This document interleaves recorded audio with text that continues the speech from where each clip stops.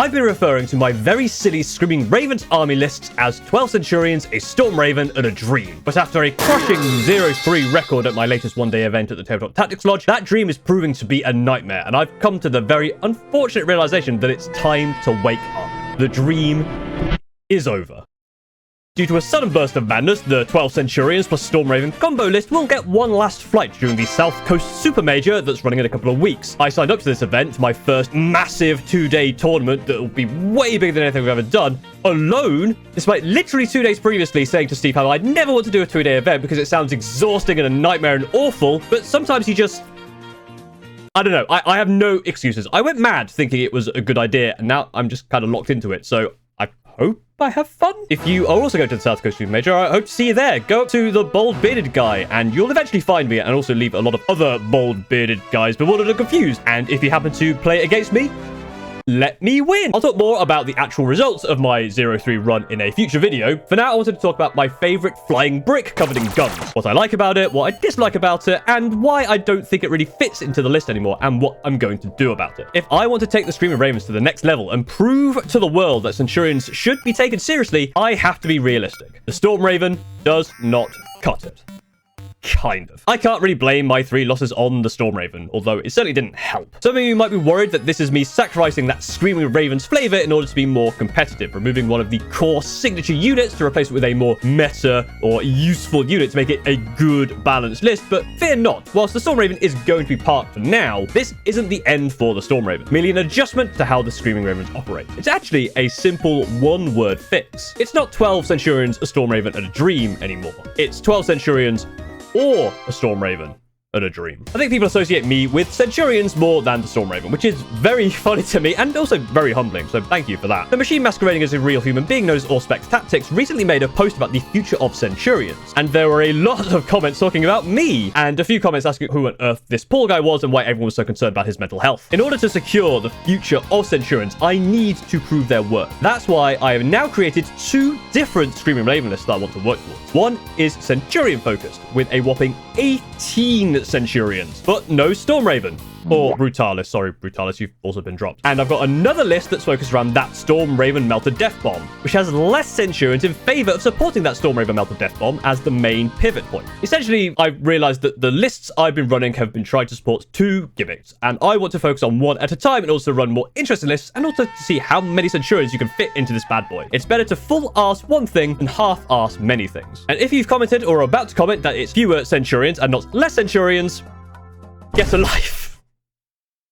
Oh dear. No, seriously though, I don't care. But let's have a look at the Stormraven and see what it brings to the table. The Stormraven, after a couple of nerfs, because G2 doesn't let me have nice things, is 280 points, which is more expensive than most land raiders except the Redeemer by only 5. But its defensive profile is really lacking. Not only is this thing an absolute nightmare to hide because it's so bloody wide, it has toughness 10 with a 3-up save. Melter eats this thing alive, and las cannon type weapons will be moving on 3s. However, it does have -1 damage, which is nice when I remember that exists. Transport-wise, it can carry the same number as Centurions as the Land Raiders, except the Crusader, which can technically carry 5 Centurions, but Centurions come in 3s or 6s, so planning to carry exactly 5 is exactly a great tactical choice. And the others can carry 4, which is even less likely.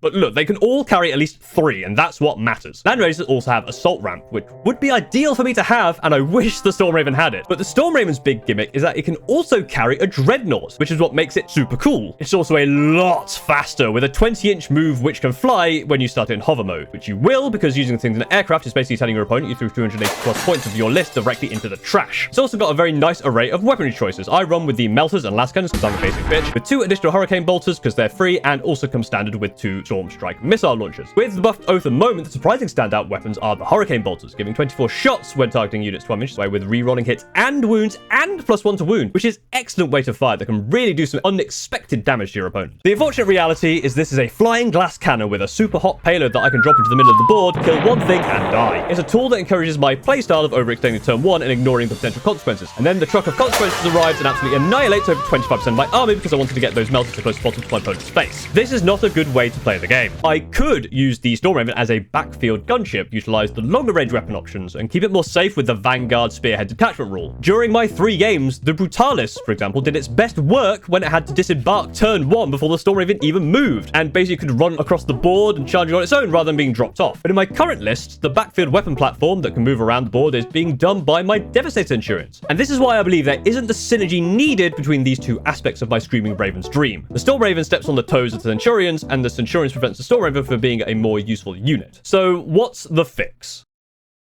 Create even more lists! I love making lists that I'll never get around to making. It can cost upwards to £200 to buy the necessary new models that I have to paint at some point. But speaking of money and buying more models, at least thanks to the sponsorship from Tabletop, I can afford to both purchase those new models and shove them into my Mad Case 2.0 where they can be safe. You have no idea how many Centurions I can fit into this thing and how many more Centurions I can cram in today's sponsor time. Centurions are tough, but not as tough as an MDF case or terrain from tabletopstronghold.com. If you're looking for something to hold your recently buffed mountain of Centurions, look no further than the Mad Case 2.0 with the combined powers of MDF and Magnets. Your minis are safe from absolutely anything. Fists, guns, fist guns, sharp guns, and narcolepsy. If you have non-Centurion minis, for some reason, they can also fit into the Mad Case using the adjustable metal trays. Use code BOOMER25. And there's free shipping to the USA, Canada, UK, Australia, New Zealand, and most of the EU. So go to tabletopstronghold.com right now or click the link to my description to get yourself an MDF case or terrain to help support the channel and to ensure that the wizard who makes these boxes get enough magnets in his diet. Warning, all about stuff in Tabletop Stronghold does not condone eating magnets. Do consume any magnets, seek immediate medical attention.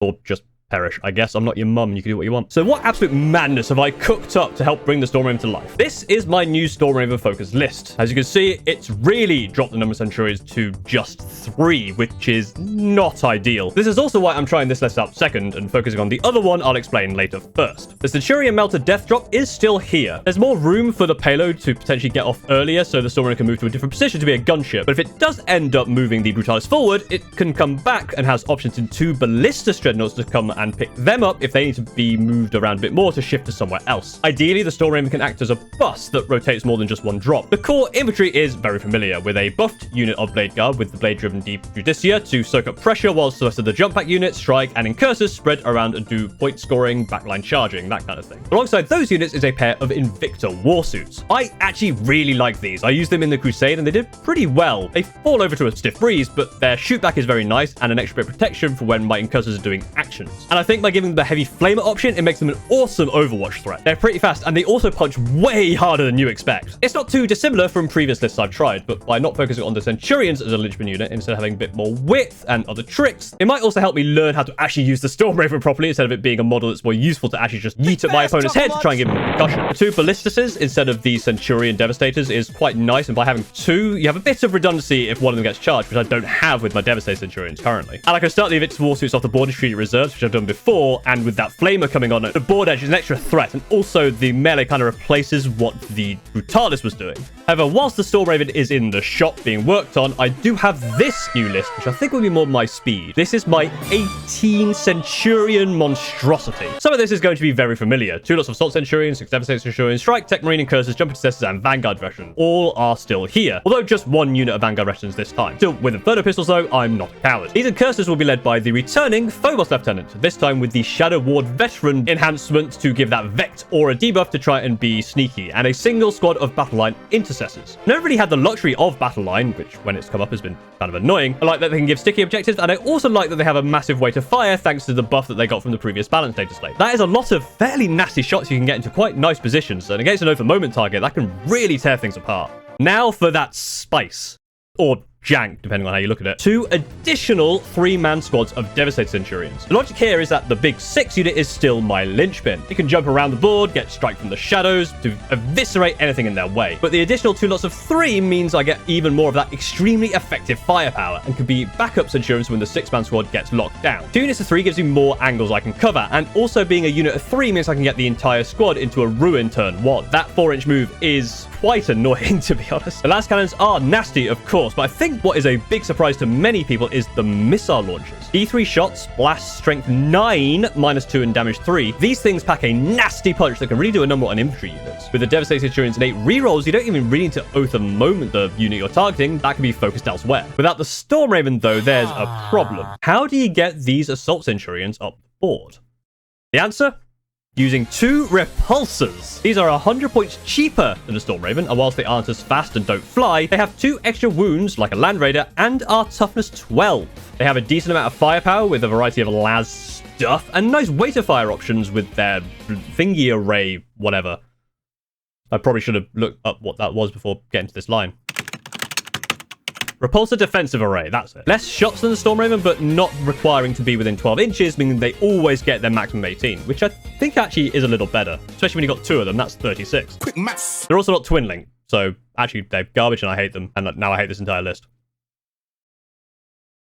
They also come with emergency embarkation, which allows a charge unit with all their models within 3 inches to get in the car and hunker down. This is a nice option for those assault Centurions to hop out, obliterate something, and jump back in if someone wants to get into their face. With 2 of them instead of just a single Stormraven, I get 2 nasty Centurion bombs driving up the board, and whilst I don't have a nice Brutalis joining them to elbow drop something from the top rope, and no other pet Dreadnoughts for my Tech Marine tactical walk, it's a little bit annoying, but the Tech Marine can just follow the Repulsor Assault and give buffs to them as needed, or hop in one of them and drive up with them. It also means I can be more reserved with the 6-strong unit of Devastate Centurion, and if there is a target nearby, I can just poke out one of the 3-man units and not worry about leaving the 6-man main unit vulnerable to charges or being shot, and instead can focus on them being that annoying teleporting unit. As I require another 2 boxes of Devastate Centurions and a 3rd box of Centurions for my Captain Master model I want to work on, and 2 repulsors that I don't have, this is going to cost a lot of money. So I'm probably going to test this out on Tabletop Simulator first, but let me know what you think in the comments of the lists that I provided, or any ideas that you got for lists that can utilize as many Centurions as possible, whilst avoiding those pesky meta units that I don't like Scouts or something. I do have a 3rd secret list that is in progress as well. That requires even more thought and even more new models.